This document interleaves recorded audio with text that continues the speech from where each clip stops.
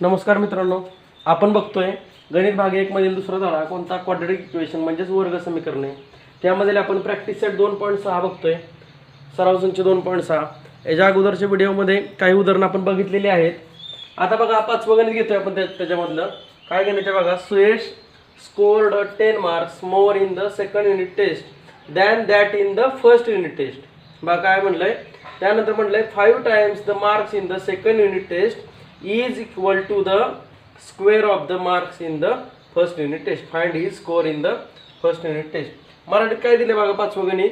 सुयशला गणिताच्या पहिल्या चाचणीत मिळालेल्या गुणांपेक्षा दुसऱ्या चाचणीत 10 गुण काय भेटलेत, अधिक भेटलेत. शिवाय दुसरी कंडिशन काय दिली बघा. दुसऱ्या चाचणीतील गुणांची 5 पट, दुसऱ्या चाचणीतील गुणांची 5 पट ही पहिल्या चाचणीतील गुणांच्या वर्गा इतकी आहे. बघा दुसऱ्या चाचणीतील गुणांची काय करायची, 5 पट ही दुसऱ्या पहिल्या चाचणीतील गुणांच्या वर्गा इतके आहे. तर त्या पहिल्या चाचणीतील गुण काढा. इथं आपल्याला बघा पहिल्यांदा काय करायला लागणार आहे की पहिल्या चाचणीत x गुण मिळाले असं कन्सिडर करायला लागणार आहे. त्यानंतर काय करणार आपण, दुसऱ्या चाचणीत काय मिळाले, 10 गुण जास्त. मग दुसऱ्या चाचणीत किती पडणार आहे त्याला, x अधिक 10. कारण काय लिहिले इथं बघा, ही स्कोर्ड 10 मार्क्स मोर. काय लिहिले, 10 मार्क्स मोर. म्हणजे काय होणार आहे, दुसऱ्या चाचणीत 10 गुण काय मिळाले त्याला जास्त मिळालेत. ते आपण लिहून घेऊ. बघा आता इथं आपण काय म्हणले, let Suyash scored dash dash marks in the first unit test. मग त्याला आपण पहिल्या युनिट टेस्टमध्ये किती पडले म्हणू, x पडले म्हणू, x मार्क्स पडले. त्यानंतर he scored dash dash mark in the second unit test. बघा त्यांनी असं सांगितलेलं आहे, Suyash scored 10 marks more. More म्हटलं की काय करायला लागेल, प्लस. इथे लिहिले बघा, सुयशला गणिताच्या पहिल्या चाचणीत मिळालेल्या गुणांपेक्षा दुसऱ्या चाचणीत 10 गुण अधिक मिळाले. अधिकचा अर्थ काय, प्लस करायचं. मग आता दुसऱ्या चाचणीत किती मिळाले असतील त्याला, x अधिक 10. येते का, 10 मार्क्स मोर. म्हणजे मराठीत कसं लिहिलं, समजा सुयशला पहिल्या चाचणीत x गुण मिळाले आणि दुसऱ्या चाचणीत किती मिळाले, x अधिक 10. येते लक्षात. ही झाली पहिली कंडिशन. दुसऱ्या कंडिशन मध्ये काय लिहिले बघा त्यांनी, तिथून लिहिले बघा, 5 times the marks in the second unit test. म्हणजे ह्याच्या 5 पट, दुसऱ्या चाचणीतील गुणांच्या 5 पट. 5 टाइम्स म्हणजे 5 पट. हे कुणा बरोबर आहे, is equal to the square. Square म्हणजे काय, वर्ग. इज इक्वल टू द काय, square of the marks in the first unit test. म्हणजे ह्याचा स्क्वेअर, पहिल्या चाचणीच्या गुणांचा स्क्वेअर हा कोणाच्या बरोबर असणार आहे, दुसऱ्या चाचणीच्या गुणांच्या 5 पट एवढा. अशी दुसरी कंडिशन दिली. मग तिथे लिहायला लागेल आपल्याला फ्रॉम द गिवन कंडिशन. ते आपण लिहून घेऊ. बघा आता आपण इथे लिहून घेतलेलं आहे तेच. समजा सुयशला पहिल्या चाचणीत x गुण मिळाले व दुसऱ्या चाचणीत x अधिक 10 गुण मिळाले. आता त्यांनी काय दिली, दुसरी कंडिशन दिली. मग इथे लिहिलं फ्रॉम द गिवन कंडिशन. दिलेली कंडिशन काय आहे बघा, म्हणजे काय लिहिणार, दिलेल्या अटीनुसार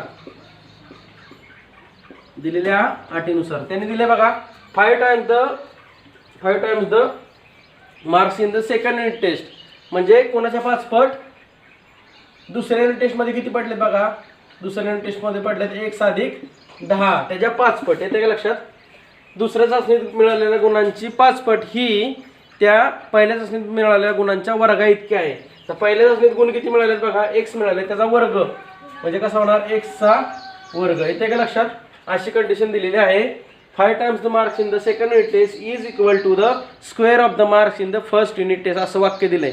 काय दिले बघा, 5 times the marks in the second unit test, 5 times the marks in second unit test. म्हणजे 5 पट, कोणाच्या सेकंड युनिट टेस्टच्या 5 पट ही square of the marks in the first unit test. आता हे फक्त आपण काय केलं, हे इकडे घेतलं आणि इथं लिहिलं x वर्ग बरोबर काय लिहिलं, 5 गुणिले x अधिक 10. आता पुढं कसं होणार बघा, ह्या 5 न गुणाची इथं किती येणार आहे, 5 गुणिले x किती येणार, 5x. नंतर 5 न गुणाची इथं 10 ला 5 10 आहे 50. इथं प्लस आहे म्हणून प्लस. हे सगळं घेतलं इकडं, काय होणार आहे, मायनस होणार आहे. म्हणून इथं लिहिणार x वर्ग वजा 5x वजा 50 बरोबर 0. अशा पद्धतीने आपलं समीकरण मिळालेलं आहे. वर्ग समीकरण मध्ये आपण कोणत्याही पद्धतीने सोडवू शकतो. बघा कशी पाडणार आहे या 50चे अवयव. तिसऱ्या पदाची फोड करायची आपल्याला. कशी करणार तिसऱ्या पदाची फोड, 25 दुने 50 किंवा 10 5 50 अशी फोड होऊ शकते. येते का लक्षात. आता बघा तिसऱ्या पदाला ऋण चिन्ह म्हटल्यावर काय करायचं, आपला दुसरा नियम काय, दुसरा नियम तिसऱ्या बाजूला ऋण चिन्ह असलं की मधल्या बाजूचं चिन्ह मोठ्या संख्येला, त्याच्या विरुद्ध चिन्ह लहान संख्येला. कुणाची बेरीज येते बघा -5x, तर हा झाला आपला फॅक्टर. ह्याची बेरीज येते -23, 25 मधला 2 गेले वजा. मग कसं लिहायचं, ज्या वेळेला एक वजा असतं एक अधिक असतं त्यावेळेला आपण काय करतो, वजा पुढे लिहून घेतो, -10x मग पुढे घेऊन +5x नंतर लिहू. -10x + 5x - 50 बरोबर 0. ह्याचं फॅक्टर वाढा, ह्याचं फॅक्टर कॉमन काढायचं आपल्याला. काय कॉमन निघालं, x कॉमन निघाला. आता x वर्गाला आपल्या x ने भागलं, जे कॉमन आहे तिथे लिहू आपण रफ वर्क. रफ वर्क म्हणजे काय, कच्चे काम. तुम्हाला समजावून हे काय, आपल्याला एक पदीनं एक पदीला भागणं हे आपल्याला 6वी मध्ये झालेलं आहे, इयत्ता 6वी मध्ये. ह्या x वर्गाने आपल्या x ला भागलं कॉमनच्या, किती येणार आहे बघा, उत्तर येणार x. ते लिहायचं इथं. -10x ला आपल्या x ने भागलं कॉमनच्या, -10x ला आपल्या कॉमनच्या x ने भागलं, किती उत्तर येईल, x ला x गेला, राहिलं -10. ती इथं लिहिलं. आता बघा इथं बघा, इथं x आहे, इथं x नाही म्हणलं, x कॉमन निघू शकत नाही. इथं 5 आहे आणि इथं 50 आहे म्हटलं, 5 न 50 ला भाग आपल्याला जातोय. 5 काढला कॉमन, +5 कॉमन काढला. मग ह्या +5x ला आपल्या 5 न भागलं, +5x ला आपल्या 5 न भागलं, किती 5 × 5 राहिला x.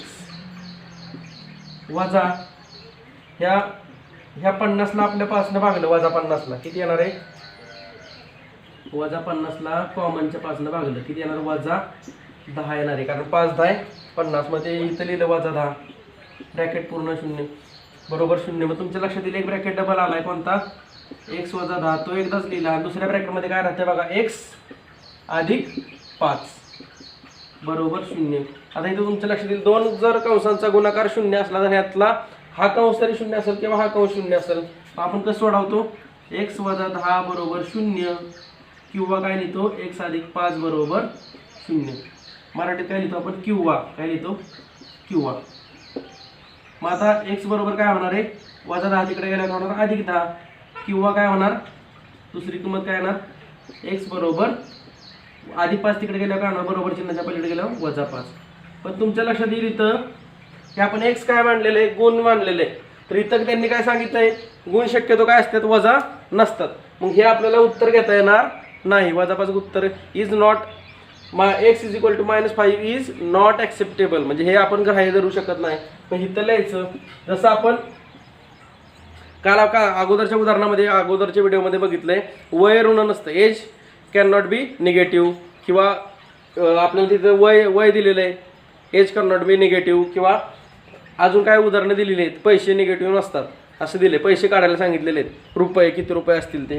तर त्याच पद्धतीनं गुणसुद्धा निगेटिव्ह नसणार आहेत बघा. मग इथं काय द्यायचं, but marks can not negative,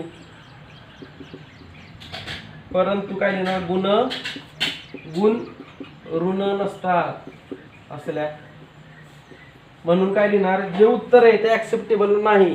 मग आता x बरोबर -5 हे आपल्याला उत्तर घेता येणार नाही. मग कोणतं घेऊ शकतो आपण, x बरोबर 10, मग हे घेता येणार नाही. देअरफॉर काय लिहिणार आपण, x is not equal to -5. Therefore x is equal to काय घ्यायची किंमत, मग x इज इक्वल टू 10. मग आता ही झाली का, x कोणाला म्हणलेले आपण, पहिल्या चाचणीत मिळालेले गुण. x कोणाला म्हणलेले आपण, पहिल्या चाचणीत मिळालेले गुण, ते झाले 10. मग इथं लिहिलं. मग दुसऱ्या चाचणीत किती मिळालेले आहेत, x + 10, असं आपण 2 घेतलेलं आहे बघा. मग त्यांनी आपल्याला पहिल्या चाचणीत मिळालेले गुण विचारलेले आहेत. मग इथं लिहिले आपण, सुयशला पहिल्या चाचणीत x गुण मिळाले, किती मिळाले, 10. मग इथं लिहायचं, पहिल्या चाचणीत किती गुण मिळाले, 10 गुण मिळाले असल्या उत्तर. इंग्लिशमध्ये काय लिहिणार उत्तर, Suyash score 10 marks in first unit test. येते लक्षात, असं उत्तर लिहायचंय. मग आपण काय काय केलं, गणित कसं सोडवलं, पहिल्यांदा लिहिलं, पहिल्या चाचणीत x मिळाले, दुसऱ्या चाचणीत किती मिळाले, x + 10. मग दिलेल्या कंडिशननुसार, दिलेली कंडिशन काय दिलेली, 5 times the marks in the second unit test is equal to the square of the marks in the first unit test. त्यांनी दिलेलं दुसऱ्या चाचणीतील गुणांचे 5 पट ही पहिल्या चाचणीतील गुणांच्या वर्गा इतके आहे. मग त्याच्यावर हे समीकरण केलं, ही उजवी बाजू इकडे घेतली डाव्या बाजूला, डावी बाजू घेतली उजव्या बाजूला, असं आलटी पलटी केलेलं आहे, जागा बदली केलेली आहे आणि बाकी मग नंतर आज गुणाकार केला, हे उत्तर काढले, हे सगळं इकडे घेतलं, हे आपण वर्ग समीकरण तयार केलं आणि हे वर्ग समीकरण अवयव पद्धतीनं सोडवलेलं आहे. इथं दिलंय हे सगळं कच्चं काम आहे. हे काय आहे? कच्चं काम आहे. एवढं तुम्ही परीक्षेत काय लिहायचंय? हे लिहायचंय, इथून हे असं लिहायचंय आणि हे लिहायचंय. हे काय आहे? कच्चं काम आहे.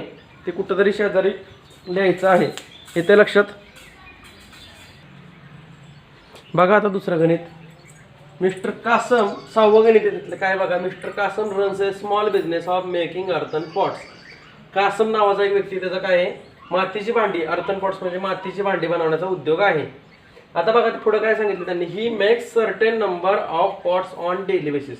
म्हणजे तो दिवसाला काही भांडी बनवतो, आपल्याला ती काहीची संख्या माहीत नाही. पुढे काय दिले बघा, production cost of each pot is, म्हणजे एका भांड्याची किंमत, जे प्रोडक्शन कॉस्ट म्हणजे निर्मिती मूल्य किती आहे प्रत्येक भांड्याची, each pot is ₹40 more than 10 times of total number of pots he makes in 1 day. म्हणजे समजा त्याने काय सांगितलंय, एका भांड्याचं किंमत किती आहे, तर तो जेवढी भांडी बनवतो त्याच्या 10 टाइम्स येते का लक्षात. दिवसाला समजा जो भांडी बनवतो, एक्स भांडी बनवतो असं म्हणू, तर त्याच्या 10 पट अधिक 40 हे काय झालं, त्याचं निर्मिती मूल्य आहे. पुढे काय सांगितलं, if production cost of all pots per day is ₹600 then find the production cost of 1 pot and number of pots he makes per day. असं गणित दिलेलं आहे की त्याचा एकूण खर्च किती आहे, 600. म्हणजे तुम्हाला सांगतो थोडक्यात, समजा एका भांड्याची किंमत ₹5 असं आपण धरू. ही झाली भांड्याची किंमत. एका भांडं तयार करण्यासाठी समजा आपण ₹5 खर्च येते लक्षात.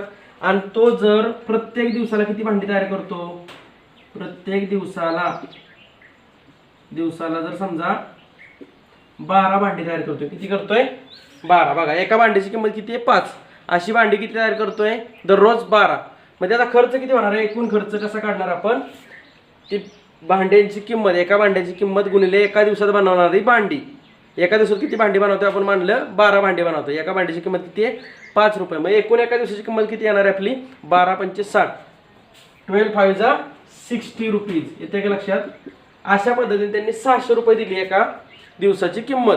मग ते कसं काढणार, एका ह्याची किंमत मानायची आणि त्यानंतर काय दिले, दररोज जी भांडी बनवतोय त्याला एक्स मानू आणि त्यानंतर मग त्याची किंमत कशी आहे ती दिलेली आहे त्यांनी.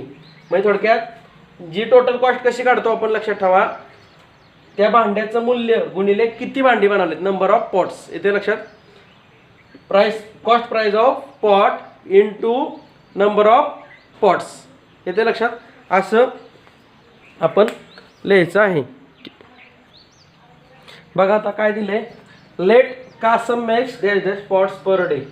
म्हणजे कासम दररोज किती भांडी बनवतो, एक्स भांडी बनवतो असं आपण म्हणू. किती भांडी बनवतो? एक्स भांडी बनवतो.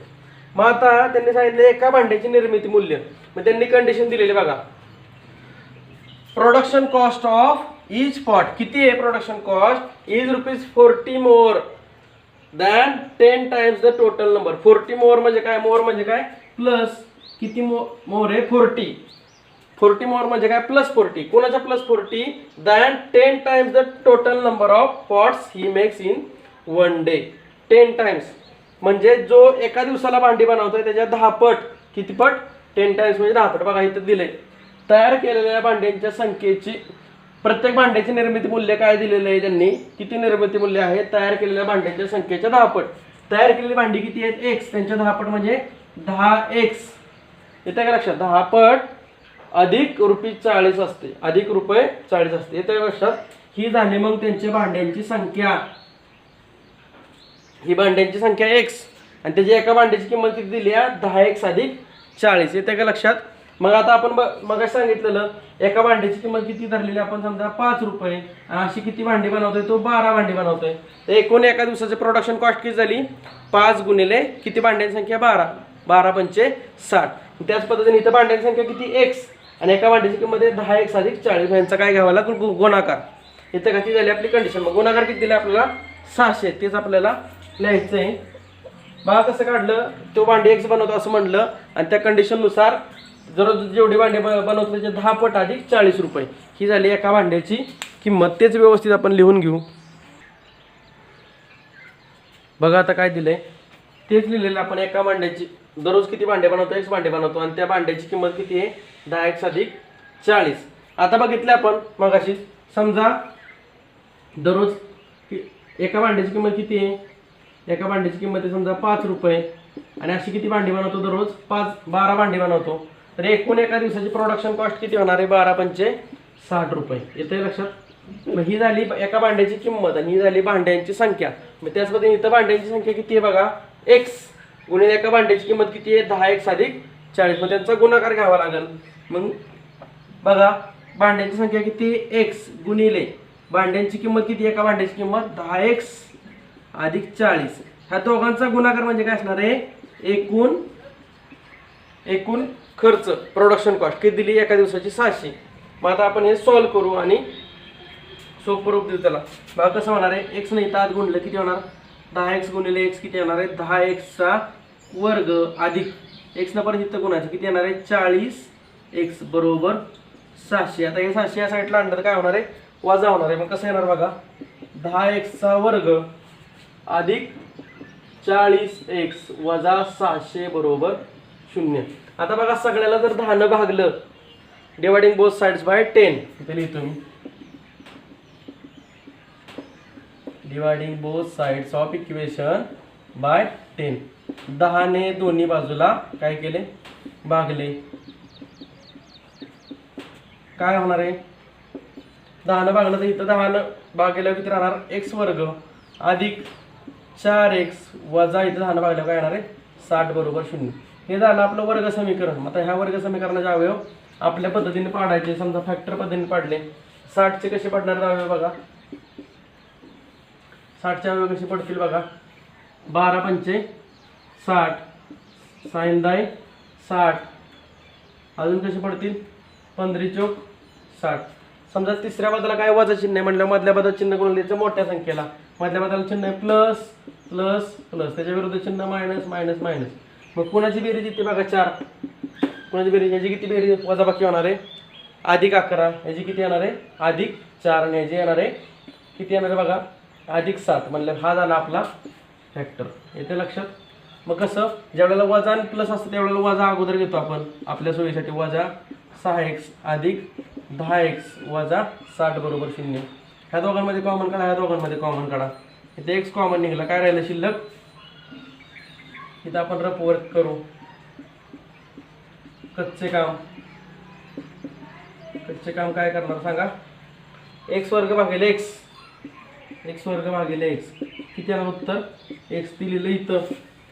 त्यानंतर वजा 6x ला आपल्या कॉमनच्या x न भागलं, वजा 6x ला कॉमनच्या x न भागलं, किती उत्तर x ला x गेला, राहिलं वजा 6, इथं लिहिलं वजा 7.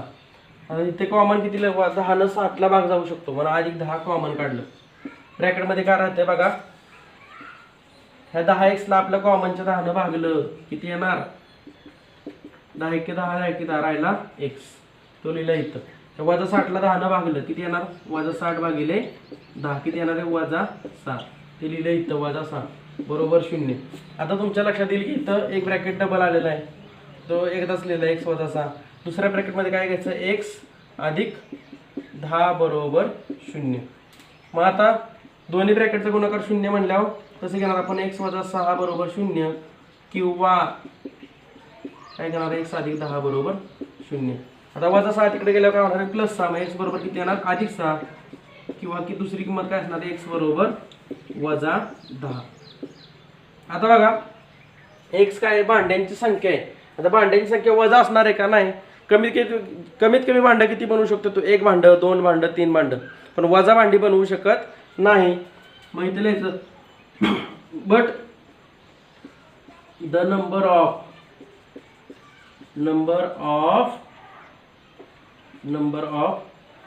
earthen pots cannot negative, काय लिहिलं कॅनॉट निगेटिव्ह. म्हणजेच काय लिहिलं, हे सगळं कच्चं काम आहे तुमचं, सगळं कच्चं काम म्हणजे इथे लिहिलं भांड्यांची संख्या, परंतु भांड्यांची संख्या ऋण नसते म्हणून कोणतं उत्तर आपल्याला ग्राह्य धरता येणार नाही. x बरोबर वजा 10 हे ग्राह्य करता येणार नाही. Is not acceptable. Is not, X is not equal to -10. मग एक्सची किंमत काय घेतली आपण? 6 घेतली. Therefore X is equal to 6. म्हणजेच काय, 6 एक्स काय मानले आपण बघा, number of earthen pots. He makes कसं makes X pots of per day. आणि त्यांनी विचारली किंमत कशी काढणार. मग ह्याच्यात किंमत टाकायची. किंमत किती एका भांड्याची? 10x अधिक 40. मग तेच लिहायचं आपल्याला शाली शब्दात. कसं लिहायचं बघा. बघा काय लिहिलंय, therefore the number of earthen pots is equal to x. किती आलेली आपली संख्या? 6 बनवतोय. भांड्याची संख्या किती आहे? 6 आहे.